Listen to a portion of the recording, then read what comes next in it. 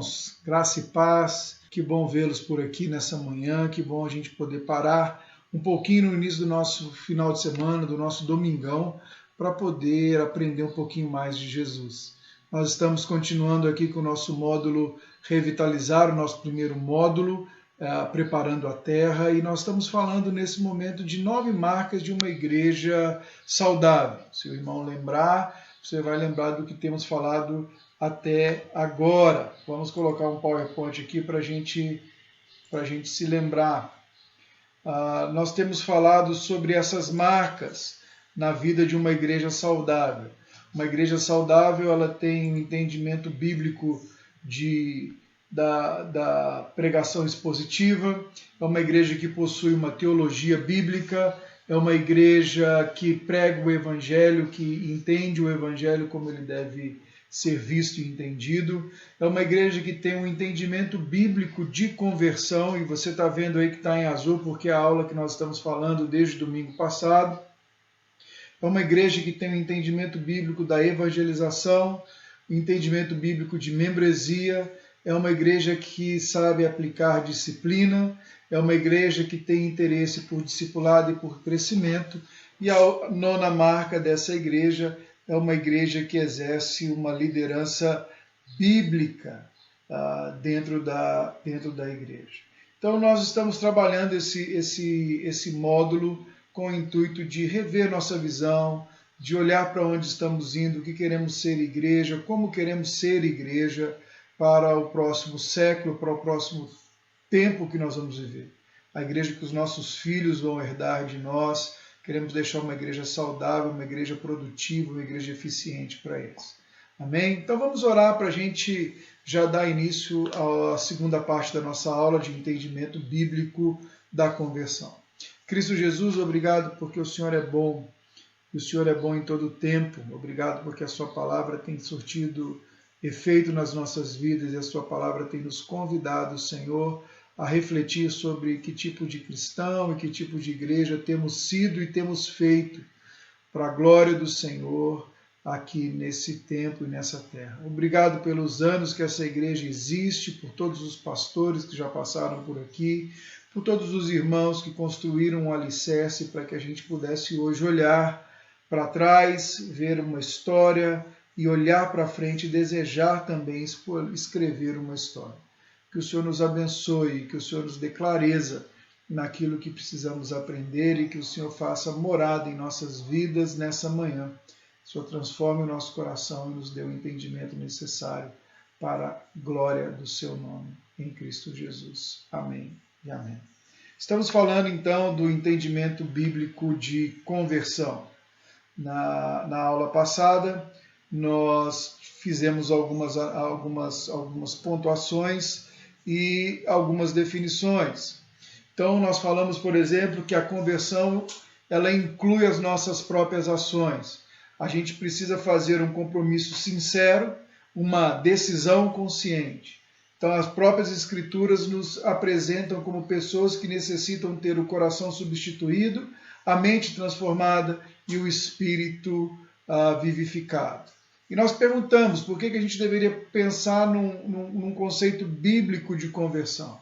Entre outras coisas, nós vemos que a realidade do número de crescimento de evangélicos no Brasil não tem acompanhado, por exemplo, a mudança significativa de que esses convertidos, esses 60 e poucos milhões de convertidos, trariam, discipulando a nossa nação e trazendo valores cristãos para dentro da nossa sociedade.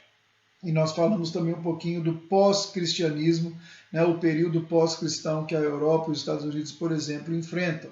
Então, conversão inclui não apenas as nossas próprias ações, um compromisso sincero, uma decisão consciente com Deus, mas também falam sobre ter o coração transformado, ter o coração substituído e ter a mente transformada. Nós falamos ainda que a mudança que cada ser humano necessita, não importa como parecemos exteriormente, é tão radical e é tão profunda que somente Deus pode realizá-la. Precisamos que Deus nos converta, nós precisamos ser convertidos. Foi algo das coisas que nós falamos ontem, na aula passada. Por que precisamos de um entendimento bíblico e amplo de conversão. Porque nós precisamos entender que o entendimento bíblico da conversão, ele vai nos livrar, ele vai servir de alerta contra o cristianismo nominal, contra aqueles que vão herdando a sua experiência do pai, da mãe, do avô, da avó, e aí vão estando dentro da igreja. Não sei se nós falamos isso na aula passada, mas a gente vê uma nova classe de pessoas que surgiu agora. Você pergunta para a pessoa qual a sua religião, e ele vai te responder assim: eu sou desviado. O que é o desviado? É aquele que já passou por uma igreja evangélica e que hoje já não é mais nem católico nem crente, ele já se considera um desviado. Então, o entendimento bíblico de conversão nos alerta contra um cristianismo apenas nominal, ou o evangélico, eu sou evangélico não praticante, né? Então, pensar sobre conversão nos alerta sobre isso. É também um alerta contra o legalismo, porque a gente começa a ver e a gente está vendo isso, que não é pelas nossas boas ações que diz que nós somos ou não somos convertidos. É pela obra que Deus faz em nós. Então é um alerta contra o legalismo. Também é um alerta contra um crescimento a qualquer custo. Será que vale a pena a gente negociar alguns valores, alguns princípios, criar estratégias para que as pessoas se convençam do Evangelho, mas necessariamente não tenham sua vida transformada? Então, quando a gente entende, tem um entendimento bíblico de conversão, a gente vai ter esse alerta contra esse crescimento a qualquer custo. E também é um incentivo a uma busca genuína de Deus e um relacionamento dinâmico com o Senhor, um relacionamento dinâmico com Ele. Nós também falamos sobre 5 perguntas que nós iríamos nos concentrar na aula. E nós falamos de 4 perguntas na primeira aula. Nós falamos da primeira coisa: é necessária alguma mudança? Para vir para Jesus, a gente pode vir como a gente está, do jeito que a gente realmente precisa mudar? Nós percebemos sim, há uma necessidade de uma mudança. Nós respondemos a segunda pergunta: é possível uma mudança? Será que as pessoas mudam? Será que as pessoas podem ser transformadas? Será que as pessoas podem encontrar uma nova maneira de viver? E nós respondemos também positivamente a isso. Sim, essa mudança é possível. Essa mudança é possível e duradoura quando ela acontece em Cristo Jesus, foi o que nós falamos na aula passada.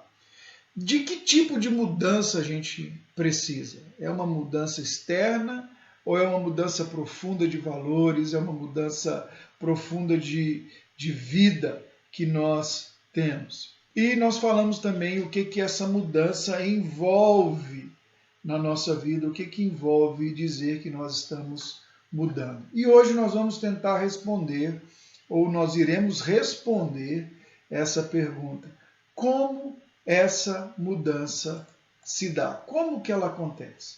Então nós vamos olhar para essa pergunta hoje e nós vamos começar pensando aqui com você em 2 pontos. Como que essa mudança acontece?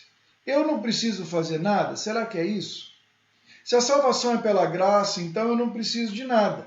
Concorda comigo? Tem pessoas que vão dizer isso. Não, a salvação é pela graça, então eu não preciso fazer nada. Eu fico ali, eu sou salvo, essa salvação vai produzir em mim toda a mudança que precisa e eu não preciso cooperar com nada. Eu não preciso ter posição nenhuma. O Dever, aqui no seu livro, ele vai contar a história de quando Karl Barth, um teólogo do século XX, se encontra com Billy Graham, e ele diz para o Billy Graham que ele admirava a forma como o Billy Graham pregava, mas que o Billy Graham não deveria dizer às pessoas que elas precisavam ser salvas, e sim que elas já estavam salvas, porque na teologia do Barth ele flerta muito com o universalismo, onde todos serão salvos no final das contas, e a gente sabe que não é bem isso que a Bíblia diz. Então Jesus não exortou os seus seguidores para pararem de se esforçar e compreenderem que por sua graça estavam em um relacionamento correto com Deus. Não. Jesus em todo tempo ele fala sobre a necessidade que os seus seguidores tinham de uma constante arrependimento, da crença de um constante arrependimento, de um sinal claro de conversão na vida deles, uma mudança na vida deles. Quando os soldados procuram João, lá no primeiro capítulo de Marcos, a gente vai ver, Marcos ou Lucas, não me lembro agora, mas a gente vai ver que o João fala para eles assim, o João Batista fala para eles assim: o que vocês precisam fazer para se arrepender ou para ser salvos? Ele diz: vivam de acordo com as leis, não cobrem a mais de ninguém, não cobrem propina, não oprimam ninguém, ou seja, frutos dignos de arrependimento. A Bíblia fala sobre frutos dignos de arrependimento. Então nós não fazemos nada? Não, nós precisamos fazer. Nós precisamos abandonar os nossos pecados e nós precisamos voltar-nos para Deus. Mas será que, então, se eu preciso fazer, tudo depende de mim, então? Sou eu que faço tudo? Será que eu sou capaz de fazer essa decisão?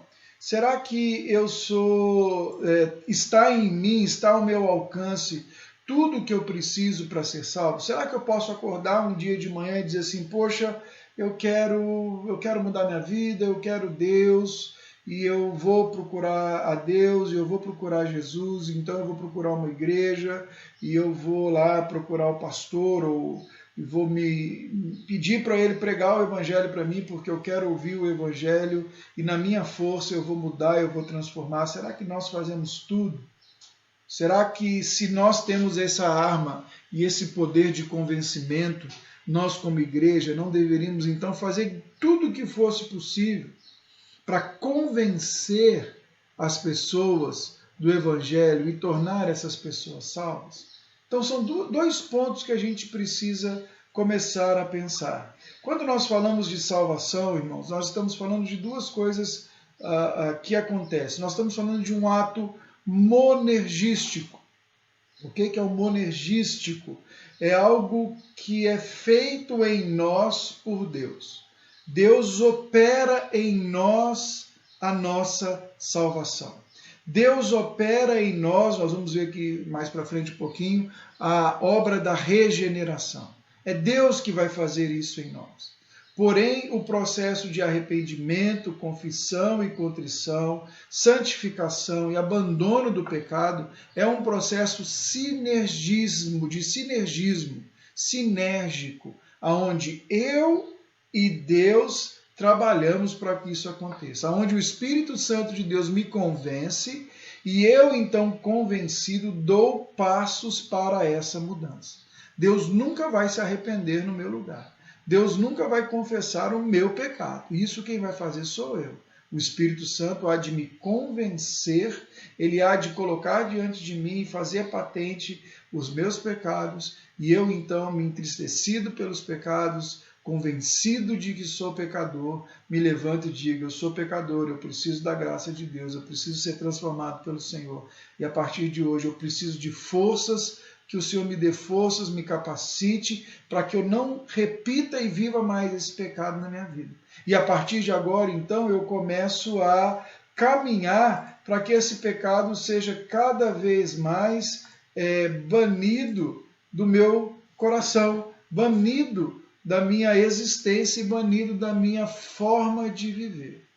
Então nós podemos dizer, e nós vamos concluir, que Deus opera uma fé salvadora em nós. É Ele que faz. Nós, eu e você, fomos criados à imagem e semelhança de Deus. E isso nos deu uma capacidade de amar e de obedecer a Deus. Mas nós, com a queda, nos afastamos do Senhor. Nos distanciamos de Deus. Não somos, então, capazes agora de fazer o que deveríamos fazer. E esse processo precisa de haver em nós, essa mudança que precisa de haver em nós, é um processo de termos ou de recebermos um novo coração, sermos regenerados, um coração novo. Então a mudança não é apenas uma questão de caráter, de nossa mudança, é uma questão de mudança de coração. A Bíblia nos ensina que não começaremos a fazer as escolhas certas se primeiro Deus não mudar o nosso coração. Então não é apenas uma questão de escolha, não é apenas uma questão de vontade. O que a Bíblia mostra para a gente é que naturalmente nós vamos nos inclinar a fazer aquilo que está distante da vontade de Deus. Naturalmente, sem essa obra de Jesus, o nosso coração está caído, está corrompido e está longe do Senhor. Naturalmente, o homem criou maneiras ou cria maneiras de se tornar como Deus. Se você olhar na narrativa bíblica, lembra que uma das coisas que nós falamos que uma marca de uma igreja saudável é olhar para ter uma teologia bíblica, é ver a narrativa bíblica como um todo. Nós vamos ver que em toda a narrativa bíblica, o homem, depois da queda, ele convenceu-se ser Deus. Ele está distante do Senhor. E olha esse slide que eu preparei para a gente aqui, o que Deus fala com o profeta Ezequiel, falando sobre a nova aliança, falando sobre o momento onde ele faria uma transformação redentiva, ela aconteceria e transformaria a nossa vida de uma vez por todas. Ele diz assim: dar-lhe-eis um só coração, e dar-lhe-eis um só coração, espírito novo porei dentro deles. Tirarei de sua carne o coração de pedra, e lhes darei um coração de carne. Notem bem isso aqui. Deus está operando em nós. Deus está falando que está fazendo um transplante de coração na gente. A redenção é Deus operando essa transformação profunda no coração dos homens, para que eu e você possamos reconhecer e voltar a eles. Olha o imperativo dos verbos, olha só, dar-lhe-ei, quem vai fazer isso? Porei, é algo externo que está acontecendo em nós. Tirarei, lhes darei. Então ele está dizendo que ele vai dar um só coração, vai dar um novo espírito, que vai ser colocado dentro deles. Você vai lembrar de João, lá em João capítulo 14, quando Jesus disse que o Espírito Santo agora habitaria em nós. Lembra, eu já falei isso várias vezes para você. Antes o Espírito Santo de Deus tinha um endereço no Antigo Testamento. Agora, no Novo Testamento, na Nova Aliança, o Espírito Santo de Deus tem um CPF. Ele habita uma pessoa, ele habita dentro de mim, ele habita dentro de você. Fala que vai tirar de nós um coração endurecido, um coração que é de pedra, que é como que de pedra. E ele fala que vai colocar em nós um coração novo, um coração de carne, um coração capaz de ser transformado. E é esse transplante de coração que nos capacita a entender e aceitar as verdades espirituais da palavra. Ora, olha, Paulo vai dizer mais ou menos o que Paulo está dizendo aí para a gente aos Coríntios, 1 Coríntios 2,19. Ele vai lembrar para a gente que a pessoa natural não aceita as coisas do Espírito. Deixa eu colocar para você aqui o slide. A pessoa natural, ela não aceita as coisas do Espírito de Deus, porque eles são loucura. E elas não podem entendê-las porque elas se discernem espiritualmente. Então o homem, se não nascer de novo, se não for convertido ao Senhor, se o Senhor não fizer essa obra que nós falamos do slide passado, de dar, de colocar em nós, de tirar um coração de pedra e colocar um coração de carne, nós somos então impedidos de entendê-las, porque essas coisas se discernem espiritualmente. Nós seremos como talvez todos aqueles que não conhecem a Jesus e que acham um absurdo a gente falar sobre ressurreição, sobre morte, sobre novo nascimento. Paulo vai dizer em 1 Coríntios, um pouquinho antes disso, que a cruz é loucura para aqueles que se perdem. Ela não tem sentido para aqueles que olham para ela sobre uma ótica meramente carnal e humana. Então, quando a gente vai olhar as Escrituras, por exemplo, nós vamos ver Jesus com Nicodemos. Jesus está dizendo para Nicodemos basicamente isso que o Paulo está dizendo aqui. Ele fala: Nicodemos, você só vai poder entender e entrar no reino de Deus, Nicodemos, se você nascer de novo.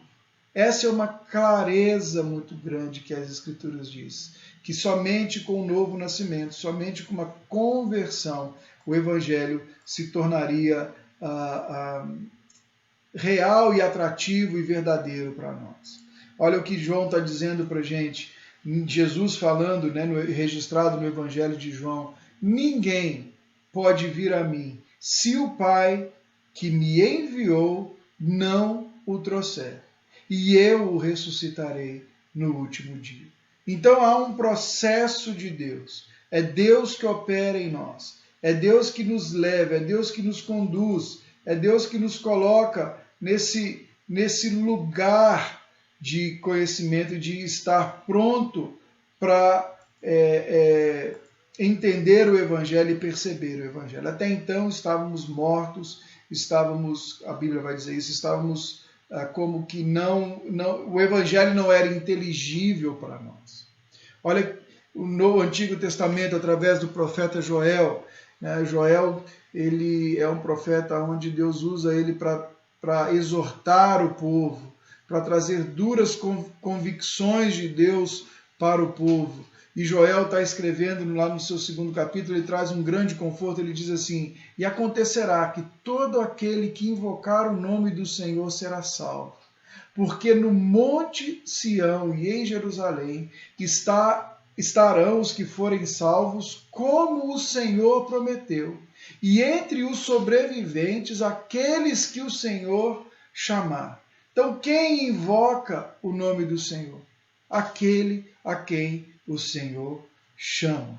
Então, todo que for chamado pelo Senhor há de invocar o nome do Senhor e há de ser salvo, como o próprio Senhor prometeu. Veja bem o que Joel está dizendo.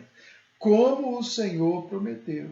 Aqueles que o Senhor chamar. Certamente, olha aí, eu estava falando do Paulo, né?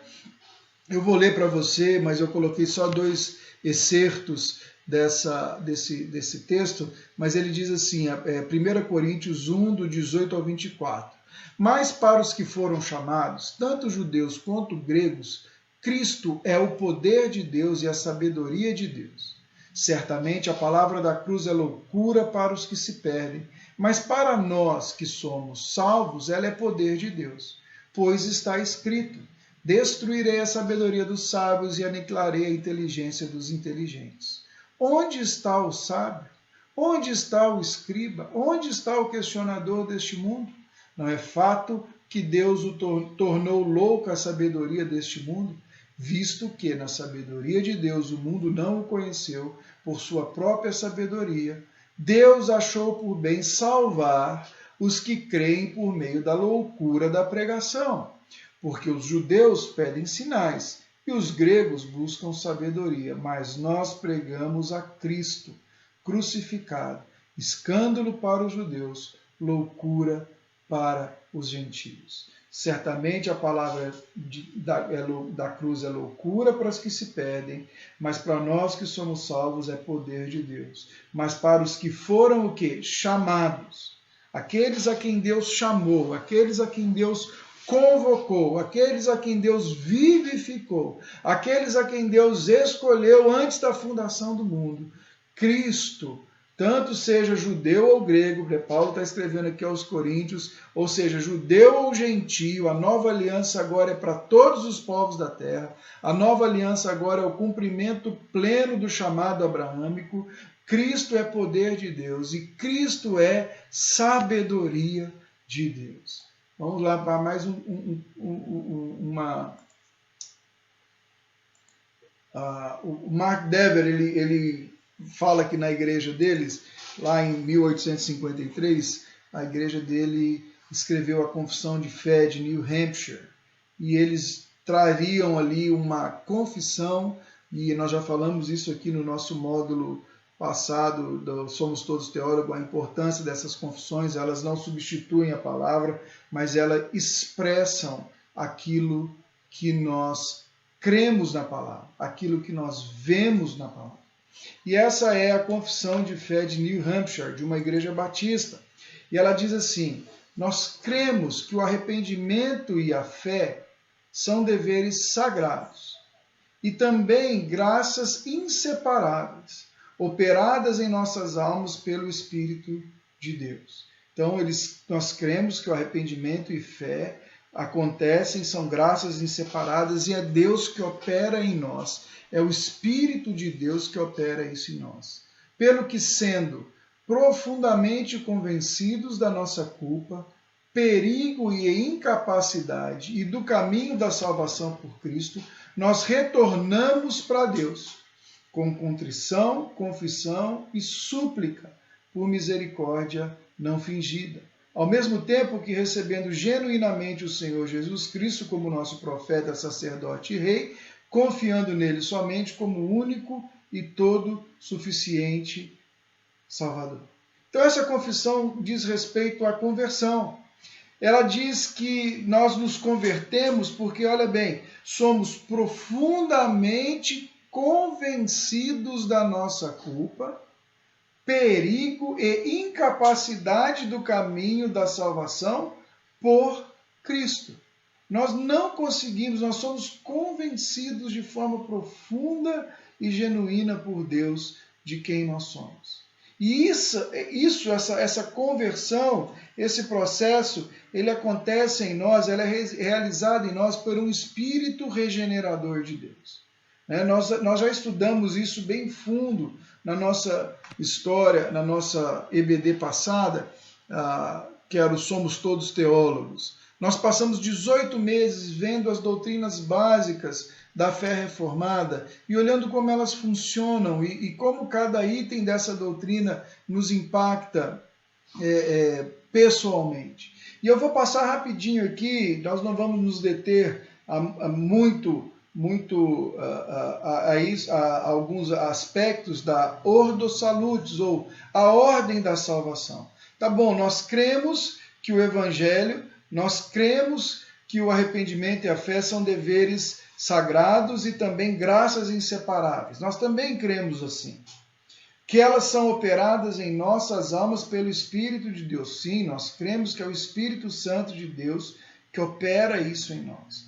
E que também somos profundamente convencidos da nossa culpa, do nosso perigo, da capacidade do caminho da salvação por Cristo. E aí, sendo convencidos, nós nos retornamos a Deus com contrição, confissão, súplica, misericórdia e aí por diante. Mas como que isso acontece? Qual é a ordem que isso acontece? Isso acontece de uma hora para outra e muitas vezes eu gosto de chamar isso dos bastidores da conversão. O que acontece atrás dos panos? Nós normalmente atribuímos a conversão àquele momento que a pessoa levanta a mão na igreja, ele vai lá na frente, como era comum muitas vezes fazer, e muitas igrejas ainda fazem, ele vai lá na frente, ele repete uma oração, aí ele vai para uma sala e lá ele recebe uma literatura, alguém faz uma visita para ele começa a vir aos cultos, ali a gente acha que a conversão aconteceu. Mas será que acontece alguma coisa anterior a isso? Será que a gente precisa olhar um pouquinho para trás, para os bastidores, para a gente entender como isso funciona? Então é o que nós vamos fazer agora. Quando nós falamos da ordem da salvação, ou a Ordo Salutis, a gente olha para esses estágios do processo de salvação. A eleição, depois acontece um chamado de Deus pela pregação da palavra, a regeneração, aquilo que nós chamamos de conversão, logo depois a justificação, a adoção, e então inicia-se um processo de santificação, perseverança, e esse processo de salvação ele vai terminar naquilo que nós chamamos de glorificação, quando Cristo Jesus voltar, nos levar com Ele ao céu, e nos glorificar, nos dar um novo corpo, e a gente vai reinar com Ele para sempre. Mas vamos dar uma olhada em alguns item por item aqui, até a conversão, para a gente relembrar algumas coisas, você que já assistiu a aula e você que não assistiu a aula no nosso módulo, você ter uma ideia do que a gente está falando. Então, A eleição, ela acontece antes da criação, por causa da sua soberania, da sua boa vontade. Deus resolveu escolher aqueles que lhe apraz. Então vamos, por exemplo, a gente pode olhar para o texto bíblico de Efésios, se você tiver sua Bíblia aí, ou se você quiser anotar, Efésios 1, 4 e 5, o apóstolo Paulo vai dizer assim, olha, antes da fundação do mundo, Deus nos escolheu nele para sermos santos e irrepreensíveis diante dele. Em amor, ele nos predestinou para ele, para sermos adotados como filhos por meio de Jesus Cristo, segundo o propósito da sua vontade. Todas as linhas teológicas, meu irmão, creem na eleição. Todas as linhas teológicas vão falar para a gente a respeito da eleição. E a Bíblia nos mostra a eleição. Se você olhar, você vai ver que Deus escolheu vários homens na Bíblia. Deus escolhe Abraão sem um motivo aparente, ele simplesmente escolhe. Deus escolhe Noé, Deus escolhe Abraão, Deus escolhe os juízes, Samuel, os seus reis, Deus escolhe. Então esse não é a questão. A eleição, ela aconteceu, segundo Paulo, antes da fundação dos tempos, lá na eternidade, pela sua presciência, pela sua soberania, Deus escolheu, não porque ele tinha presciência de que iríamos crer, mas pela sua soberania. Deus decidiu escolher para si um povo, escolher para si pessoas, escolher os seus. Então nós falamos da doutrina da eleição a fundo lá, mas esse é o processo da ordem da salvação. Logo após isso, nós vemos que Deus então chama. Aqueles a quem Deus escolhe, Deus também chama. Como que esse chamado acontece? Esse chamado acontece pela pregação do Evangelho. Olha o que Paulo vai falar em Romanos 8, deixa ele aberto aí, que nós vamos usar bastante, Romanos 8, 28 e 30. Paulo vai dizer assim, sabemos que todas as coisas cooperam para o bem daqueles que amam a Deus, que são chamados segundo o seu propósito. Pois aqueles que Deus de antemão conheceu, lá na eternidade, na eleição, também os predestinou para que esses eleitos sejam conformes à imagem do seu Filho, para que ele seja o primogênito entre muitos irmãos.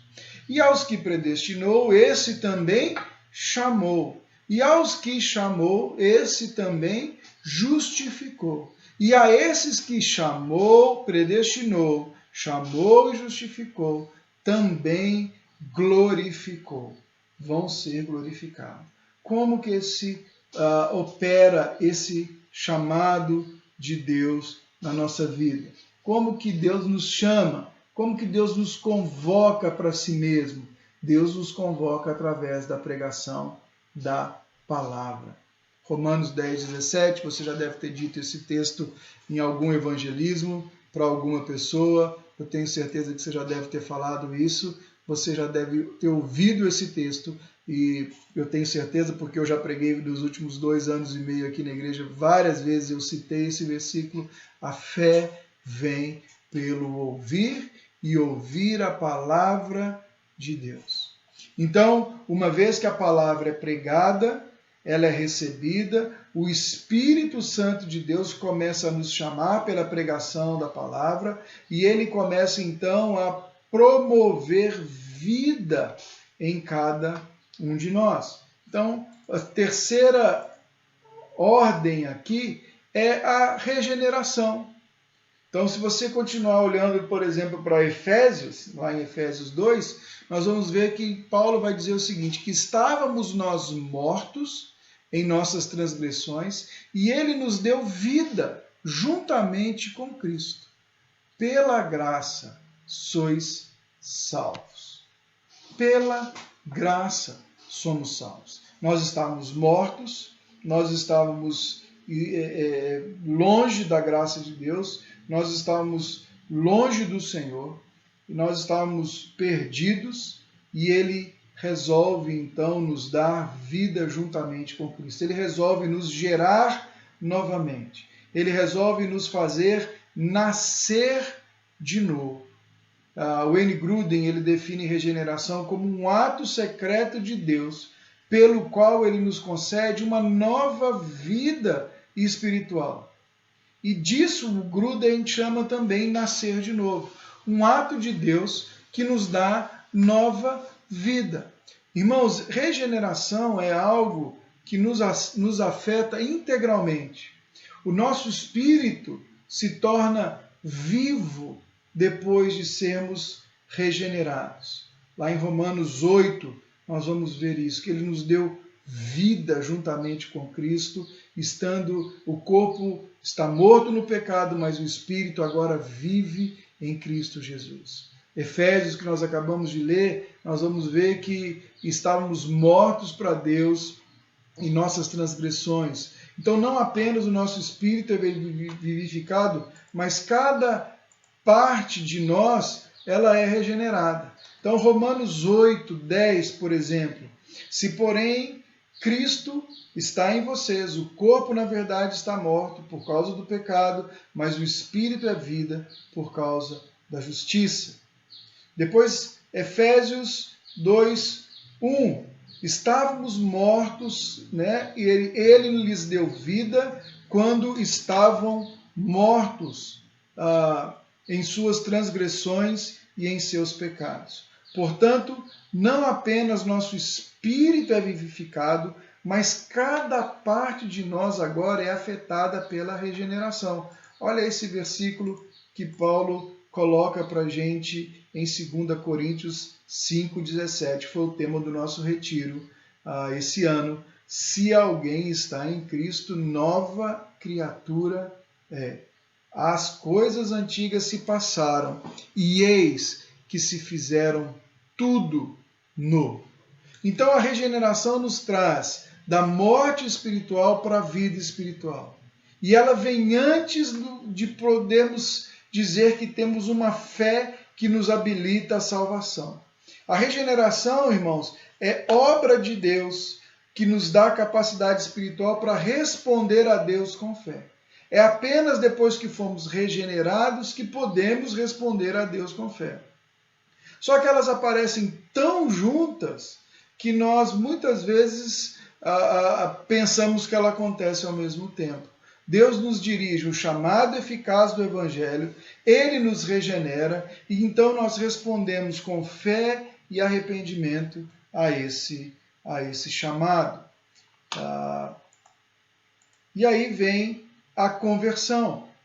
E muitas das vezes as pessoas confundem a regeneração anterior à conversão porque elas olham para a regeneração a partir dos frutos.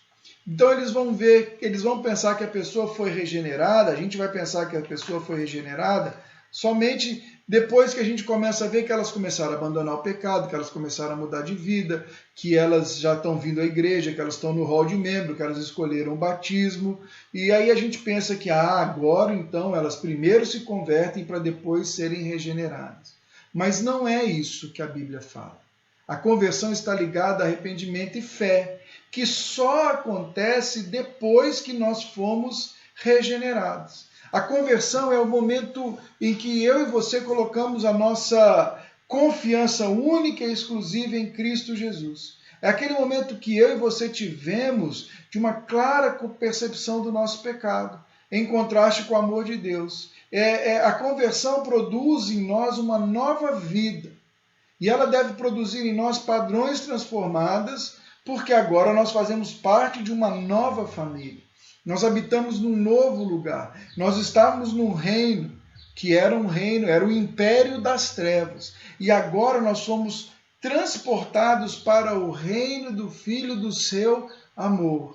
Nós estávamos mortos e agora nós estamos vivos. Nós éramos perdidos, nós estávamos longe, nós estávamos desgarrados. Agora nós somos da família de Deus. Efésios 2,19.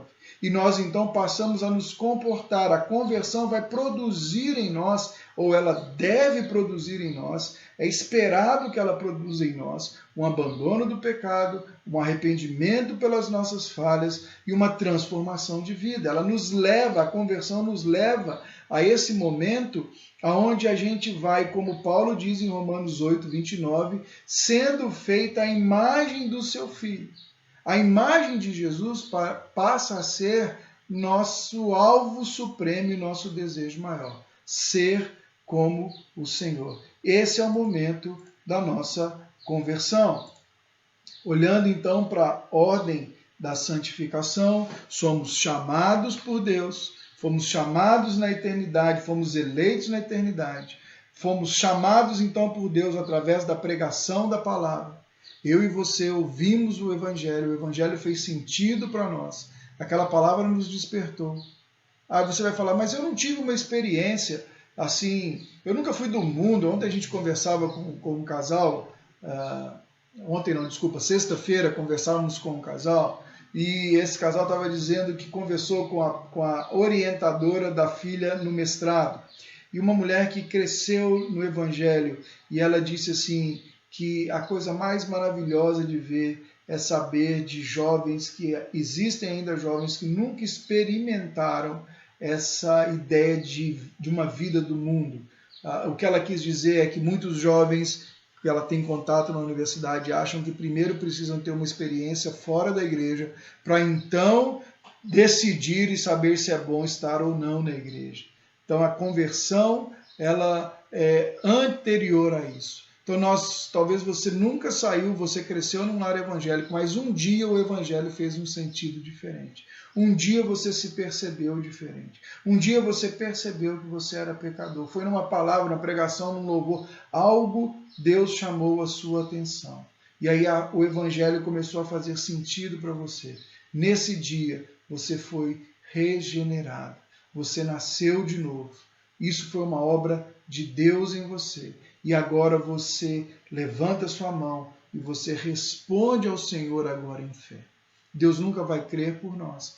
Deus nunca vai colocar palavra, vai responder por nós, nos manipular para fazer isso. Mas o Espírito Santo de Deus nos convence de tal maneira que a única coisa que nós podemos fazer quando olhamos para o nosso pecado, olhamos onde estávamos e aonde Deus nos colocou por graça e amor, é dizer, Senhor, a minha confiança total está no Senhor. Eu descobri e eu entendi que hoje eu só preciso de Ti e mais nada. Depois nós vemos que depois da conversão o Senhor nos torna legalmente perdoados. Pelo sacrifício de Jesus somos justificados. A partir do momento que somos justificados, somos adotados. Efésios 2,19, somos agora família de Deus. E a partir de então, o processo de santificação, ele passa a ocupar a nossa vida, a fazer parte de nós e de tudo aquilo que nós vivemos e fazemos. E o Espírito Santo de Deus começa a nos conduzir nesse processo de sermos feitos à imagem e à semelhança de Jesus. Continuamos. Olha esse trecho do profeta Isaías, o que ele vai dizer para a gente. Isaías 55, 10 e 11.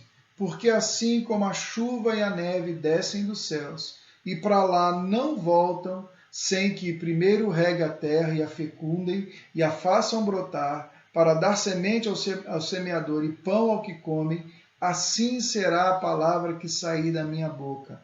Não voltará para mim vazia, mas fará o que me apraz e prosperará naquilo para o que a designei, para aqui a designei.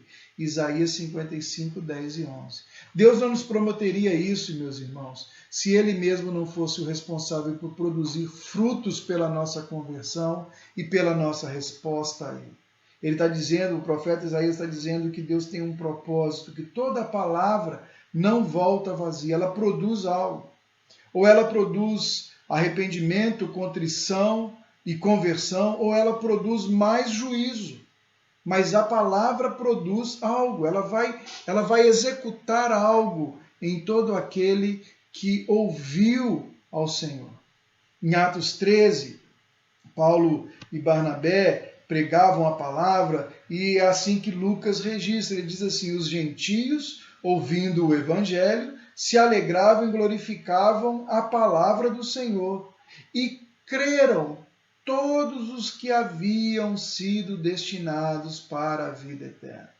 Todos aqueles que o Senhor os elegeu, todos aqueles que o Senhor efetuou naquele dia ali da pregação de Paulo, todos aqueles que foram eleitos, todos aqueles que o Senhor efetuou naquele dia um chamado através do Evangelho, através da proclamação da palavra, todos aqueles acabaram sendo regenerados, foram regenerados, Deus produziu algo no coração daquelas pessoas, e eles estavam ali, glorificavam a palavra do Senhor, todos os que haviam sido então destinados para a vida eterna. O que nós podemos chegar à conclusão é que nossa conversão é algo que é produzido em nós pelo Senhor. O Mark Dever, ele fala isso de uma forma muito interessante. Ele diz assim: somos chamados a dizer às pessoas que elas precisam se converter, mas precisamos entender que ao fazer isso, Deus nos chama a pregar para cadáveres. Eu achei muito forte essa colocação dele, muito verdadeira essa colocação dele. Porque se a gente olhar nesse slide anterior, nesses 2 versículos anteriores que eu coloquei aqui para a gente vai perceber que quem converte é o próprio Deus. Quem faz o processo é o próprio Deus. Que o meu papel, o papel do Isaías, o papel do Paulo e do Barnabé foi fazer o papel do arauto, daquele que então pregou a palavra. Quem Deus deu vida? O próprio Senhor. Você talvez vá se lembrar da passagem de Ezequiel, capítulo 37. Ezequiel, capítulo 37, ele tem uma visão de um vale de ossos secos. E aí Deus pergunta para Ezequiel se aqueles ossos poderiam voltar a viver. E aí Deus fala para que ele então comece a profetizar sobre aqueles ossos. E à medida que ele vai profetizando, à medida que a palavra vai sendo propagada, a gente vê que a visão é registrada que os ossos vão então se juntando, os ossos vão se colocando no lugar, o esqueleto vai sendo formado da mesma maneira. Então, depois dos corpos estarem todos os ossos no seu lugar, cada osso a sua pessoa, a gente vê que os tendões começam a crescer, depois as juntas, depois os músculos, a pele vem, e até que a vida volta àquele vale de ossos secos, aquele vale de cadáveres, né, que existia ali. Então, por meio da palavra, o Espírito age e traz vida. Quando Deus quer trazer vida, Ele faz pelo meio da sua palavra. Deus traz vida pelo meio das boas novas de Cristo Jesus. Por meio de você e de mim, de você, de nós, proclamando verdades a respeito das grandes mudanças que as pessoas podem encontrar em Cristo Jesus. Então, como arautos do Senhor, nós somos convidados, nós somos chamados a pregar o Evangelho. Sabemos que Deus é quem salva, por isso nós então suplicamos que em seu grande amor Ele derrame seu Espírito, para que o seu Evangelho seja pregado com fidelidade e pessoas sejam salvas. Meus irmãos, dentro dessa perspectiva, eu e você nos colocamos de joelhos, devemos nos colocar de joelhos e clamar ao Senhor que a fidelidade ao Evangelho seja uma marca da minha vida e uma marca da sua vida com Ele. Nós precisamos colocar-nos de joelho e clamar ao Senhor que Ele nos dê um espírito contrito, nos dê um desejo de conhecer mais do Evangelho e sermos fiéis à proclamação do Evangelho, porque essa é a arma que Deus usa para chamar os seus eleitos, é a forma. Deus escolheu quem e Deus escolheu como esse quem responderia a Ele. Então nós nos colocamos de joelho e pedimos ao Senhor que a fidelidade do Evangelho seja uma marca da minha vida e da sua vida e da nossa vida como igreja. De joelho ainda, nós oramos e pedimos ao Senhor que Ele alcance corações e que Ele promova vida nas pessoas que escutam essa mensagem. Para que quando a nossa mensagem falar, para que o nosso evangelho, como Paulo fala em Tessalonicenses, chegue em poder de Deus na vida dessas pessoas. Para que o evangelho que nós pregamos, para que a nossa vida, ela demonstre parte daquela mensagem que nós pregamos e ela seja poderosa na vida das pessoas. Nós oramos para que enquanto nós pregamos o evangelho vivifique todo aquele que Deus desejar vivificar. Seja nos confins da terra, seja o seu esposo, seja o seu pai, seja a sua mãe. Nós nos colocamos de joelhos e nós pedimos ao Senhor que vivifique o meu irmão, que vivifique a minha irmã, que vivifique o meu vizinho. Eu peço ao Senhor que o Espírito Santo de Deus lhe abra o entendimento. Nós oramos e pedimos ao Senhor que ele se levante contra todo o sofisma que se levanta contra o conhecimento de Deus na vida das pessoas. Então, porque sabemos que Deus é quem converte, nosso papel é de cooperação em oração. Estamos de joelhos, orando pela nossa casa, orando pela nossa família, orando pela nossa cidade, orando pela nossa nação, para que todo aquele que o Senhor escolheu, chamou, ouça o Evangelho e responda ao Evangelho. Aí nós nos colocamos de pé, meus irmãos. E quando nos colocamos de pé, nós, como servos de Jesus, como filhos do Senhor, nós vamos pregar o Evangelho. Nós vamos pregar o Evangelho a tempo e fora de tempo. Nós vamos proclamar as virtudes daquele que nos chamou das trevas para a sua maravilhosa luz. Nós vamos fazer o nosso papel de semear a palavra, de expor a palavra, de colocar esse evangelho dentro de cada lar, de fazer as pessoas conhecerem a Jesus, de fazer Jesus conhecido. Nós vamos ter uma dinâmica de vida que aquela mensagem, a gente tem falado muito isso ultimamente na nossa igreja, tanto na escola bíblica quanto nos cultos à noite, que a nossa mensagem condiz com a vida que nós queremos levar e que o Evangelho também nos transformou. E nós vamos estar fazendo o nosso papel de levar as boas novas do Senhor. E saber que é Deus que produz o fruto se torna libertador, porque não depende de mim e de você. Não depende da minha oratória, não depende do meu potencial de persuasão. Eu não estou dizendo aqui que você não vai aprender, que você não vai se especializar, que você não vai fazer um cursinho de oratória, se você quer pregar a palavra, quer ser um pregador, quer usar o púlpito. Nós precisamos, existem vários desafios, desde conjugar os verbos corretamente, a falar de forma que as pessoas, que o seu público entenda, não usar palavras extremamente difíceis. Isso se chama oratória, mas não é a arte de persuasão.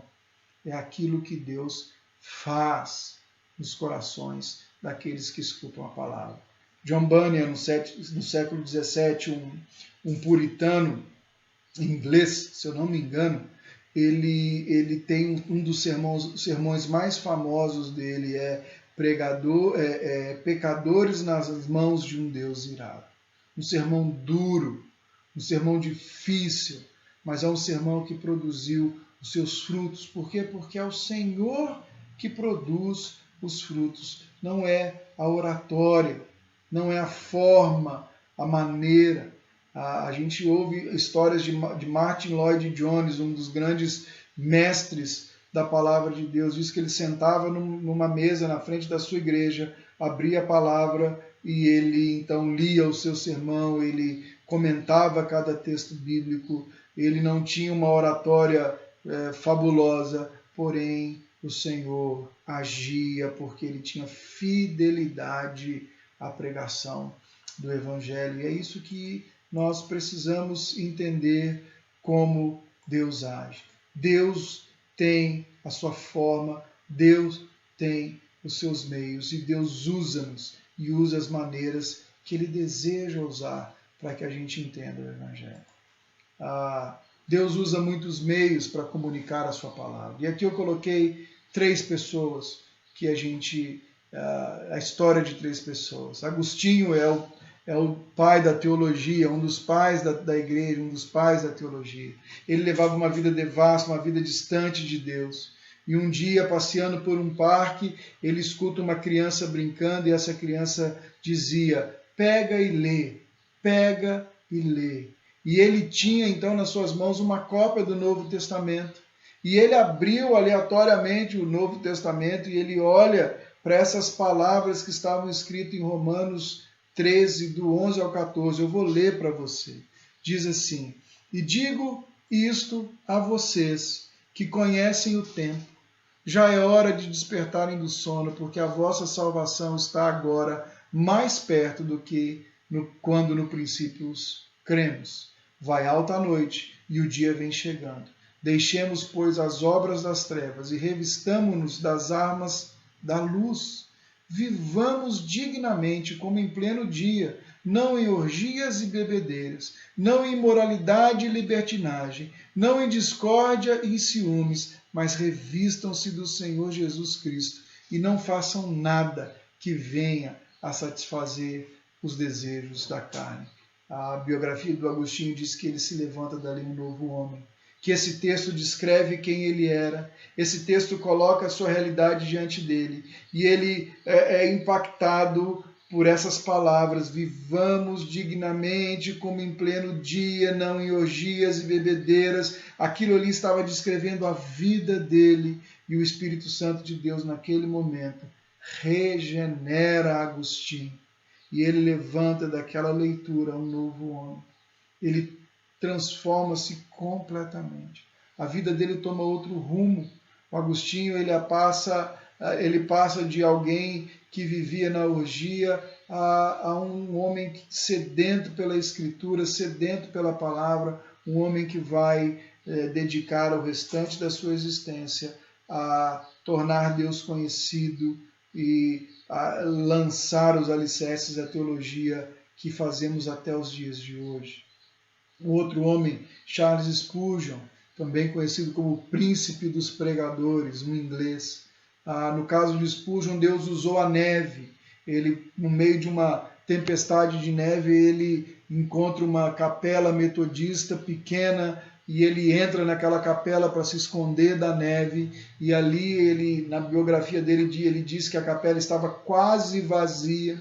E ele então se senta no finalzinho, lá nos últimos bancos, né? Todos nós que adoramos o último banco, né? Porque fica mais fácil da gente fugir, né? Principalmente quanto mais pecador a gente está, a gente vai lá, né? Não estou querendo dizer que você que senta no final está mais em pecado do que quem senta na frente, não é isso que eu estou dizendo. Mas na hora que a gente chega ali naquele estado ali complicado, a gente vai escolhendo aquele lugarzinho mais perto da porta, porque na hora que acabar a gente some, né? E o Spurgeon estava ali naquele lugar e diz que o diácono que estava pregando aquele dia se levantou, veio até ele e só repetia uma frase: olhe para Cristo. Isso é tudo que você tem que fazer. Olhe para Cristo. E o biógrafo diz que insistentemente ele falava isso para Spurgeon. E ali, naquele momento, o Spurgeon teve um encontro com o Senhor, se eu posso dizer, usar essa palavra. E ele então é regenerado. Ele então consegue entender que ele deveria colocar toda a confiança e toda a vida dele em Jesus. John Newton, autor da música Graça Maravilhosa, Amazing Grace, também se viu como pecador e Deus usou uma tempestade. No meio de uma tempestade tão forte, ele era um traficante de escravos, ele pensa: eu vou morrer, e não tem salvação para um homem vil como esse. E ali no meio desse processo ele é colocado diante da graça de Deus. Ele se lembra de alguns trechos da Escritura que ele tinha lido. Ele era um homem que tinha muita resistência contra cristãos, e quando ele chega em terra firme, ele é exposto ao Evangelho. E esse homem então entrega a sua vida ao Senhor e ele gasta os seus dias diante do Senhor, porque ele nasceu de novo naquele momento. Então, quando foi para você? Para mim foi num domingo à noite, onde eu, fugindo de Deus, fui parar dentro da igreja.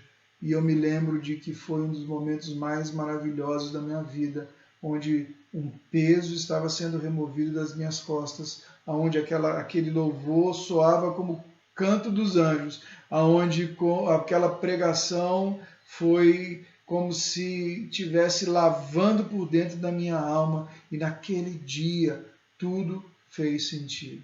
Naquele dia eu voltei para casa e eu decidi em Cristo Jesus ter uma nova vida. Aquele dia eu falei com Deus como nunca antes eu falava, como nunca antes eu tinha dito, porque o Evangelho se tornou vivo e real para mim. Foi Deus que operou. Foi Deus que fez todas as coisas acontecerem. Então essa é uma das coisas que nós precisamos entender. Deus usa muitos motivos, muitas formas e muitas maneiras. E Ele faz tudo isso com um propósito, de nos dar o dom de arrependimento e fé, de nos chamar para Ele. Ele faz isso para que eu e você abandonemos o nosso pecado e nos convertamos a Ele. Ele nos regenera porque a mudança é fruto de genuína conversão que é aplicada em nós pelo Espírito Santo de Deus. Não há mudança profunda e duradoura sem conversão. E não há conversão sem mudança e arrependimento. O que eu estou querendo dizer aqui? A conversão, ela acontece em nós e ela vai gerar, ela precisa gerar em nós, ela tem que gerar em nós mudança e arrependimento. Caso contrário, é a mesma mudança que você pode ter depois de um seminário, de uma sessão de autoajuda que você vai ter ali, você decide então dar 10 passos para o sucesso, e aí essa mudança a gente sabe que ela não é duradoura, profunda e transformadora, mas a mudança da conversão, ela vai nos transformar por completo. Crescer na fé é algo que ocorre na caminhada com Deus e nos torna um povo diferente, com valores diferentes e com expectativas diferentes. A partir do momento que nós nos convertemos ao Senhor, ou que o Senhor nos converte, né? Eu acho que é mais fácil dizermos assim, é mais bíblico dizermos assim. A partir do momento que somos convertidos, nós passamos então a caminhar e crescer na fé, caminhar e andar com Deus, e nós vamos nos tornando um povo diferente. Nós vamos nos tornando, tendo valores diferentes e expectativas diferentes. Então, o entendimento bíblico da conversão nos livra, irmãos, do peso e da pressão de pregar um evangelho light.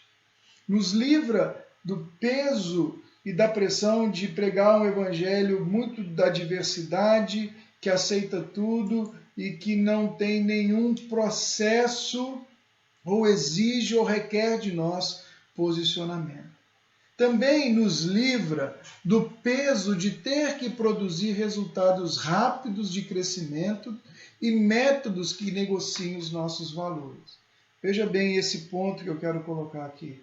Muitas vezes, na ânsia de crescermos como igreja, de atingir mais pessoas, de aumentar a nossa influência, a gente vai abrindo mão desse processo de uma pregação do Evangelho e um processo de verificação da conversão, olhando para a vida das pessoas. Eu não estou dizendo aqui que nós devemos ficar julgando, não é isso, mas olhar os frutos da conversão na vida das pessoas. Nós muitas vezes, para produzir resultados rápidos, para ter as pessoas conosco, nós sequer olhamos para ver se elas estão ali e entenderam o Evangelho. Nós já vamos dando um cargo, já vamos dando uma função, porque importa que elas fiquem. E daqui a 10 anos elas estão ali como se estivessem em um clube. Então o entendimento bíblico de conversão nos livra do peso de ter que produzir resultados rápidos, crescimento e método que negocie os nossos valores. O entendimento bíblico de conversão também nos força a olhar para a nossa vida antes de olhar para qualquer outro e ver os frutos do nosso arrependimento e da nossa mudança. O entendimento bíblico da conversão também é um convite a uma autoanálise, a um autoexame, a olhar para nós e não mais apontar ao outro, mas olhar para nós e ver como Deus tem executado e feito coisas em nossas vidas e tem nos transformado. É olhar para esse processo de arrependimento, de transformação, que precisa ser contínuo e constante em nós. Também nos convida a ser uma igreja que prega as boas novas e apresenta o Evangelho a todos, pois sabe que é o Senhor que promove o resultado. Veja bem, meus irmãos, esse ponto é muito importante. Nós, como membros de uma igreja evangélica, como irmãos em Cristo Jesus, o nosso papel é pregar as boas novas do Evangelho, porque nós sabemos que é o Senhor que produz o crescimento. Então, o entendimento bíblico da conversão nos convida a sermos pessoas que vão pregar e apresentar o Evangelho a todos aqueles que estiverem ao nosso alcance. E o entendimento bíblico da conversão, ele nos adverte a viver para a glória de Deus, a ter uma vida de oração, uma vida de intercessão, para que a palavra chegue aos confins da terra, alcance os eleitos de Deus em todo o mundo, a começar pela nossa casa. Então, o entendimento bíblico da conversão, ele nos adverte a viver para a glória de Deus. Quando nós olhamos isso como uma marca de uma igreja saudável, nós percebemos que quando a igreja percebe e tem uma expectativa que não seja, ou deixa eu colocar diferente, quando a igreja tem a expectativa de que todos aqueles que estão ali dentro dela e caminham dentro dela não são perfeitos, não se tornaram perfeitos, mas são pessoas que foram convertidas pelo Senhor e que têm apresentado arrependimento, fé e mudança, essa igreja se torna saudável, porque essas são as bases que os relacionamentos são construídos. Os relacionamentos são construídos com base em contrição, os relacionamentos são construídos com base em honra, os relacionamentos são construídos com base no perdão, porque nós começamos a olhar e somos transformados. Nós não estamos mais lutando pelos nossos direitos, nós estamos lutando pelos direitos daquele que nos chamou, nós não estamos ali querendo provar o nosso ponto, querendo provar que estamos corretos e certos e que somos mais santos ou menos santos, nós estamos ali porque ele nos chamou das trevas para o reino do seu amor. Então nós precisamos ter um entendimento bíblico de conversão. Quando Jesus está falando uma das parábolas do joio e do trigo, ele deixa claro que no meio do trigo haveria um joio, mas quem iria separar seria aquele que faria a colheita no último dia. Nosso papel é sermos pessoas que vão demonstrar com a nossa vida, porque cremos em Cristo Jesus, que somos trigos, porque a palavra tem produzido em nós, tem feito efeito em nós e tem nos transformado. Que Deus nos dê graça de avaliar, de olhar para dentro de nós mesmos, de dizer hoje a mim, a minha esposa, as minhas filhas, de que o papai e o marido ainda não é perfeito. Mas uma coisa eu faço, eu creio que Jesus Cristo, e somente Jesus Cristo, pode me transformar, pode me ajudar na luta contra o meu pecado e me fazer entender todas as coisas da maneira como Ele deseja. O entendimento bíblico de conversão é algo que nós precisamos desenvolver e estudar e aprender cada vez mais. É Deus que efetua em nós tanto o querer quanto o realizar, Paulo vai dizer aos Filipenses. E com isso nós respondemos então a nossas 5 perguntas. Sabemos que uma mudança é necessária, sabemos que essa mudança é possível, nós sabemos de que mudança nós precisamos, uma mudança de status de mortos para vivo, sabemos que essa mudança envolve uma transformação profunda na nossa vida, posicionamento profundo na nossa vida, e sabemos como ela acontece. Ela acontece pelo lavar regenerador do Senhor. Ela acontece por uma obra de Deus em nós, por uma obra do Senhor em nós, por uma resposta positiva à nossa pregação da palavra, ao chamado do Evangelho. Nós respondemos, somos vivificados, respondemos em contrição e arrependimento, somos feitos justos diante de Deus, e então desfrutamos da família e das bênçãos que estão no Senhor. Que Deus te abençoe e que esse entendimento faça morada na sua vida. Senhor, eu oro por cada um de nós que já entendemos e ouvimos o teu chamado e temos capacidade de olhar para nós e, pela graça de Deus, reconhecer aquilo que o Senhor tem feito em nós, a forma como o Senhor tem nos transformado. Obrigado, Senhor. Que o Senhor seja glorificado, exaltado em nossa vida em todo o tempo e que o nosso coração seja terreno fértil para que o Senhor produza em nós e o Senhor nos converta a cada manhã a sermos mais parecidos com o Senhor. Se alguém que está assistindo essa aula hoje, Senhor, que ainda não teve o entendimento completo e que talvez pense, eu tenho fé em Deus, mas ainda não consigo colocar nele toda a minha confiança, que o Senhor o ajude agora, Senhor, a entender que sem essa ação ele não entendeu o Evangelho. O Senhor é e basta, e só o Senhor precisamos. Clamamos ao Senhor para que esse entendimento, para que essa realidade seja parte da nossa igreja e da nossa vida em Cristo Jesus. Amém. Amém. Deus te abençoe. Nos vemos mais tarde em nosso culto das 17h30 e o nosso culto das 19h, para a glória de Deus. Deus te abençoe. Grande abraço.